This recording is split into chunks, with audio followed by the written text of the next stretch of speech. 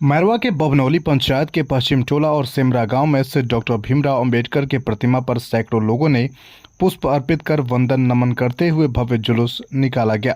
यह जुलूस बभनौली से गुठनी मोड़, मझौली चौक, मेन रोड, स्टेशन चौक, थाना रोड होते हुए बभनौली में जाकर समाप्त हुआ। जुलूस में अंबेडकर छात्रावास के छात्र सहित सैकड़ों लोगों ने बाबा साहब का जयकारा लगा रहे थे, जिससे पूरा नगर गुंजयमय हो उठा।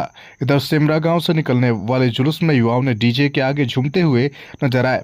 वहीं जुलूस को शांतिपूर्ण संपन्न कराने के लिए प्रत्येक चौक चौराहों पर पुलिस पदाधिकारियों की तैनाती किया गया था।